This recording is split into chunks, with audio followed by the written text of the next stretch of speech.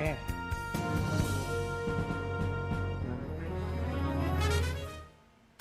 Welcome to the Belau Report. I'm Jane Belau. Our guest this week is the chair of the Olmsted County Board of Commissioners, Gregg Wright. And we welcome you back. Yeah, thank you. And last week we talked about the city of Rochester and the taxes, and they're going up and why they're going up, more the money goes. This week we're going to talk about the county, and you have done your usual outstanding job of covering work of the county. It's amazing the things that you are doing for the Olmsted County. Boy, tell you. All right, welcome again, and let's ask you, what's the main problem facing Olmsted County? Well, I think we have several problems, but mental health issues are one of them. Housing issues are another issue, and you know, the need that people are coming to the county and asking for help is up about 43% over last year, and a lot of that is for food assistance. So I was very happy that the federal government passed the continuing resolution, because if they wouldn't have done that, the SNAP program, the nutrition program, would have come to an end probably in November, but at least that will continue now. Wow. And that's mental health. And mental health issues are up. You know, a significant portion of Olmsted County reports having mental health issues, at least they did last year, and they fell into the category of depression and anxiety, although there were other issues. And part of that issue is that we simply don't have enough healthcare providers at an affordable rate that can assist people.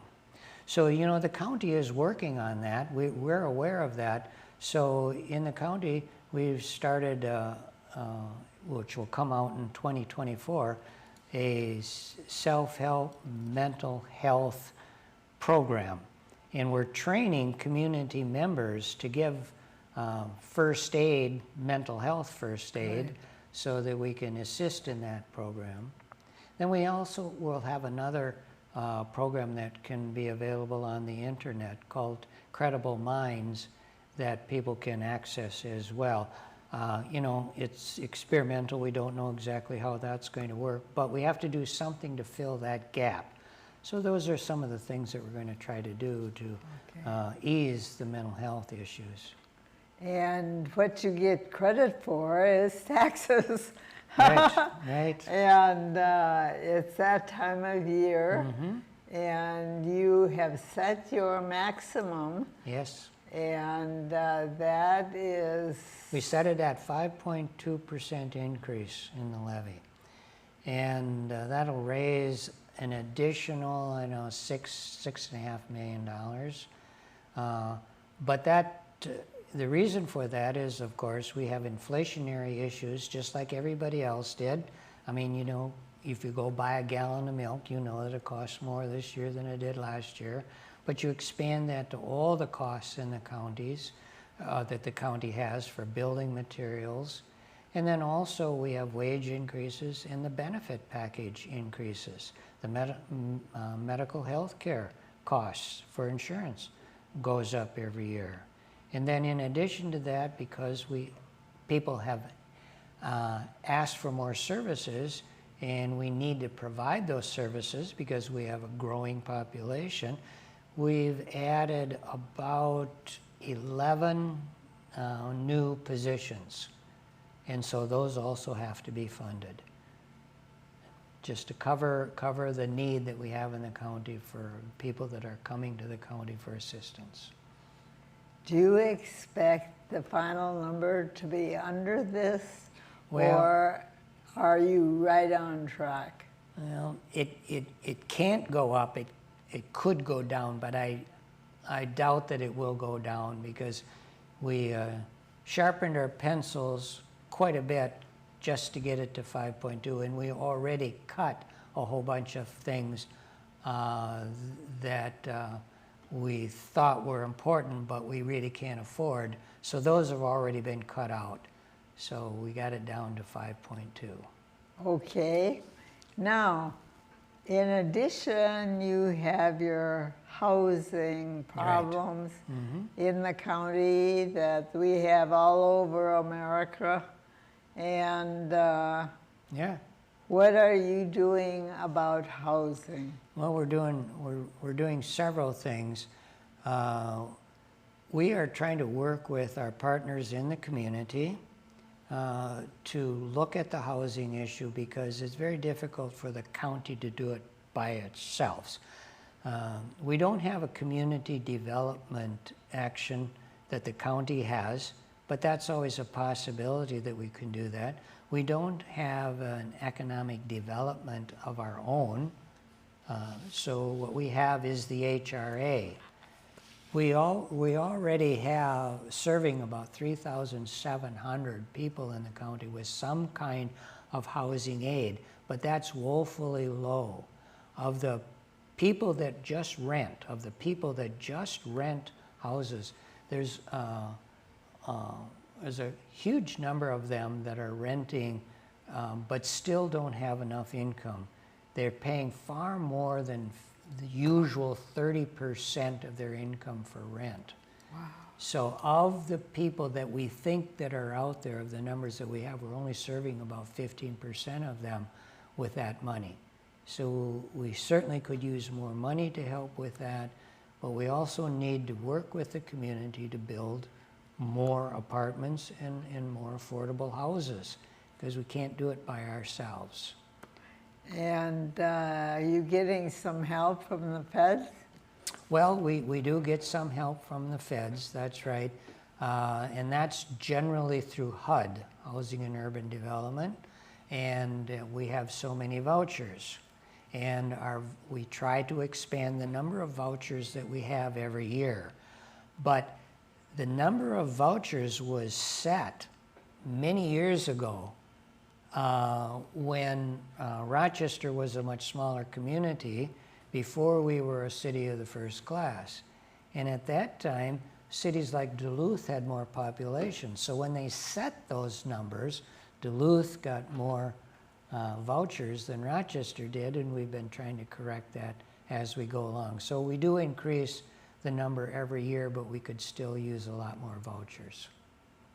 Do you have a specific site in mind for this year? No, we don't, and that's one of the things we would really like to work with the city on, because the city has the ability to set the zoning and the other regulations. So we have to work with them in order to get lot sizes smaller so we could fit more houses on to make them more affordable. They have the ability to zone so that we could put multifamily housing in or row houses or other kinds of things. But I would really like to see a mixed income neighborhood be established so that it's not just low income. Because right now our low income people are mixed into other neighborhoods, and you probably don't even know that they're living in the neighborhood. You might not know that they're receiving housing assistance, and that's the way we'd like to keep it, so that mixed income neighborhood is really, really important to us. Wow. Now, you mentioned 10 million? Well, the $10 million is the grant that we are applying for our emergency housing and our sheltering housing. Okay. So, recently we did announce that we were interested in purchasing the Old Town Estates, and that we would add on to that to provide a housing stability center.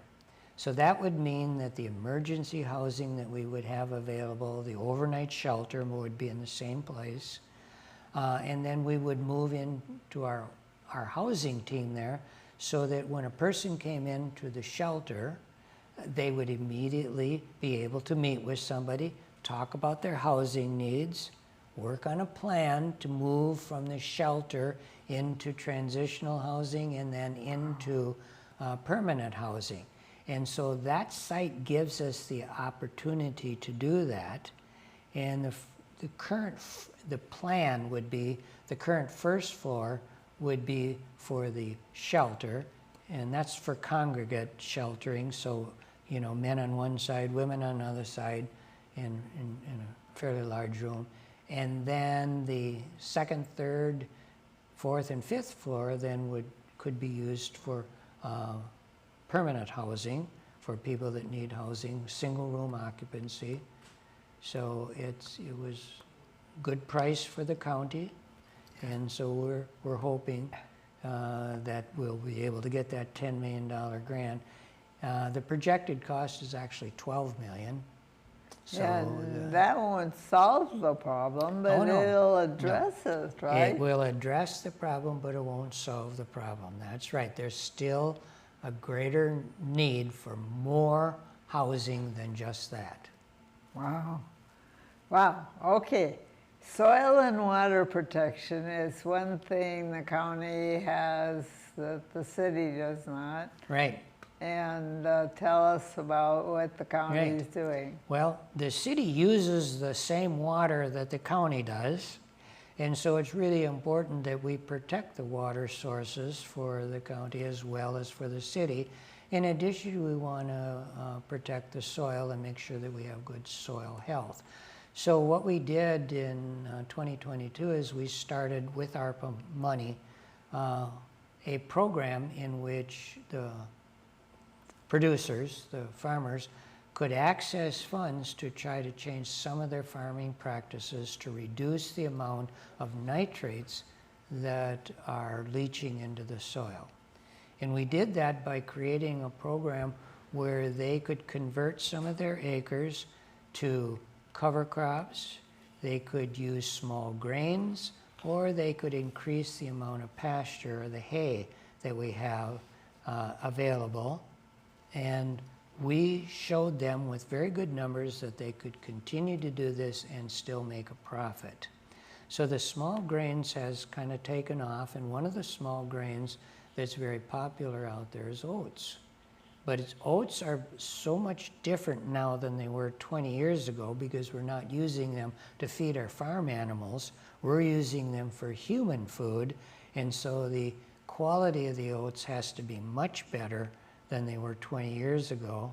And then we have to find a producer to buy the oats, of course, and then they convert those oats into food sources. And some of the food sources you probably already know about. If you eat Cheerios, that's an oat-based cereal. And then there's oat milk. If you go to the grocery store, you can see some of that. So, and then they can make that into ice cream. But there's a lot of other products that they can do with oats. And it's a good crop for Minnesota. So we started out in 2022 with about 5,000 to 6,000 acres that farmers wanted. And my goal for soil and water is to get that up to 10,000 acres or more so that we can do that. And that's a sustainable. It's not just a 1 year.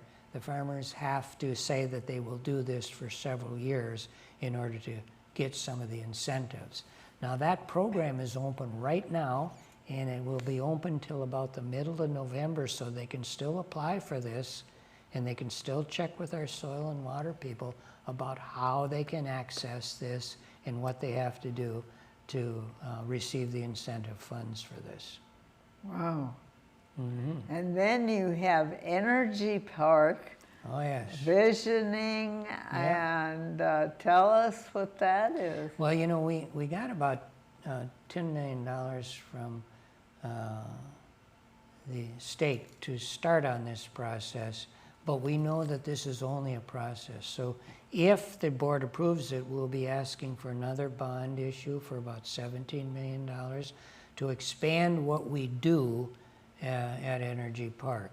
So first of all, you know, the essential element is that we combust the trash, and we make steam, and we make heat, and we convert that into energy that we can use for other things. But we're still burning too much. So what we want to do is we want to be able to sort the trash much better. And we can take out food waste, for instance. About 20% of what goes into the combustion chamber is food waste. But we can take the food waste and we can convert that into more energy through other processes. The current plan would be that we would make a slurry out of it. We can sell the slurry to those people that can take the food waste and then make, through an anaerobic digester, and make biogas from it, methane. So that would take a part of it. We can clean the trash going in so to sort the metals out better, because we can sell the metals on the open market and reduce the cost to the county, and in the end have much fewer things go through. But we need buildings to do that. We need the machinery in order to sort, and then we have to have buildings to store all this stuff. So one of those things is to reuse. So we already take out paint and household products, but there's a lot of good stuff that still comes to the county that is usable, but we have no place for people to come and look at it and decide, hey, I could take that home and I could reuse that. So we need some space for that as well. So we have out at Energy Park about 70 acres to build on, so we could do some of this stuff. And then we're looking for producers who might be able to use this that would be compatible with our trash system, that would be a symbiotic relationship, that we have the trash, they can make something from it, and maybe we could do that too. So we're always looking for somebody that might be interested in building on that 70-some acres. That is visionary. Well, we also are working on part of that 17 million that we're asking for, and of course, remember, the county always has to match that. So we're looking at hoping that they will give us a grant so that we could look at decarbonizing the waste that comes out of that. So that's our next gen process, because you know, the younger people, they're very much interested in sustainability and climate, and we want to meet those demands that they have, and we don't want to be producing any more carbon than is necessary. And that's one of the reasons why we don't landfill. You know, landfill just produces methane, which is probably 9 times worse than carbon itself. But if we can take the carbon out of it, then we have a circular economy where we take in the trash, we take out what we can, we make energy out of it, and then the rest of it is turned back into fertilizer so that we can use in some way or another usable product.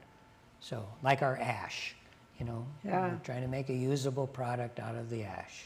And that makes a lot of sense. Yes, yeah. Dollars and cents too. Yes, that's right, very good. Okay. Common sense and dollars and cents. And you don't intend to build that side alone? Well, no. We need development money to plan it out. We need the engineering, and then we need the state to help us with that. Good, good. Okay, mental health needs in the community. These are growing by leaps and bounds as we age our population, right? Yep, we did a study on this. About 34% of the people of the county claim that they have some mental health issues, largely falling into depression and anxiety, but other issues as well. And we simply can't serve that need. We don't have enough people in the county, and we don't have enough private places. So people are delaying their needs for mental health largely because they can't get an appointment or it costs too much or some other issues. So what the county is trying to do is that in 2024 we'll come out with a program to teach people in the county how to provide first aid for mental health. Wow. And then we also have that program for Credible Minds that will be on the internet that people can access and look at some ways to get some You help have as well. two new trainers, and you're looking at more. Yep, yep. Right.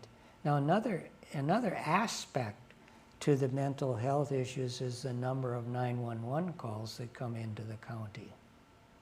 So, you know, the 911 calls really had overburdened the police and the sheriff's department. So several years ago, we started on a process of the diversity and equity community outreach. Now we had 4 community outreach workers who were able to take some of those calls because they really weren't criminal in nature. They were cries for help. They were, you know, somebody's in emotional need. And the county put more money into this. We're adding 3 more, and the city provided money to add a 4th one. So now we have around the clock, 7 days a week. And it's really interesting is that we're saving money on this because before the only way to deal with this was either to arrest them or put them in jail, which is very expensive, or to send them to the hospital. And the hospital is already overburdened with other kinds of emergencies. And if the hospital puts them up in a room, it costs the county a lot of money. So we diverted 70% of those calls so they don't go to the hospital or to the jail, resolve some of those issues. We now have as soon as these people are hired and out there, have the capability to follow up with these people to make sure that they're getting the county services that they need. And if they are addicted to drugs, to divert them into programs that they can get some services so that they can get their life straightened out. Only about 0.1% since we've been doing this have been taken into custody by the law enforcement. So we really are saving a lot of lives, and we're saving the county a lot of money by using these community outreach workers. And cannabis is the new product. The new product, new legalization, that's right. And you know, many cities and counties put a moratorium on cannabis. The county chose not to do that because, first of all, nobody can get a license to sell anything until 2025 anyway, January. So, and the Office of Cannabis Management isn't even up and running yet. But we know that there are ordinances that we can work on. So we, on the 17th of this month, I think that's the right date, the second county board meeting of this month, we will have a hearing for the first of the cannabis ordinances, and that's where you can smoke. So we're pretty much following the Clean Air Act. You know, wherever you can't smoke cigarettes, you can't smoke marijuana. Yeah. So pretty much. But we have to rewrite it because the old rules didn't include marijuana. So now we have to rewrite another ordinance specifically for marijuana. My goodness. Oh dear. And that safety training for law enforcement? Yeah, well, you know, we already got some money for the law enforcement, and Olmsted County is going to add to that, but that building should be starting pretty soon. $7 million for right now. The county will add some money to that, but we believe that we can create some efficiencies for the law enforcement. And of course, we're very much interested in keeping our deputies and all other first responders, fire department and others who want to use this, for this safety training because we already have a very good record of meeting the needs of the county when they call for emergency services. Good. But we just want to make sure that our training is up to date. So that's not only life-saving training, but that's also training about how to deal with emotional issues, how to deal with potentially violent issues, to talk people down a little bit, to de-escalate, and to make sure that, you know, the goal there is that we want people to be safe, but we want to do that without having to put them into the justice system, so that if we can avoid that, we're going to. But at the same time, if they do need some kind of force to calm people down and to get them under control, that we use the right amount of force. So the commitment that the county commissioners have is very great when they came up with this funding this safety and training center. Now, in addition to that, we're going to expand some of the ways that we can use our mechanical services, because right now the law enforcement cars are done in a mechanic shop separate from the mechanic shop that we have for the county vehicles, the big trucks and the other cars and stuff. And we think that we can have some efficiencies by moving those together out at the Public Works facility on St. Bridget's Road. And then, because we're going to do that, if we get all this done, then we will have space at Graham Park to repurpose those buildings. And you know, what we want to do is we want to preserve the historical nature of some of those buildings, like the buildings that were built in WPA, and convert them then to uses that we can have for the county and for people to use the park for festivals and celebrations. And public assistance is growing. The need for cash payments is another need that comes with the more immigrant population. Yeah, right. And it's not just cash payments, but it's all the needs for food, for housing, and then, you know, we work with all those people. You know, the misconception is that if people come on county aid, that they're there forever and ever, and that's not true. You know, they usually have about 4-5 years maximum, but during that time the county works with all those people to get them jobs, to get them off county assistance as soon as possible, to try to work on their housing. So we have a lot of people working on this stuff just to make sure that people who can be working are going to be working. Of course, then we do take care of the indigent and those people that are disabled and stuff that might not be able to do that.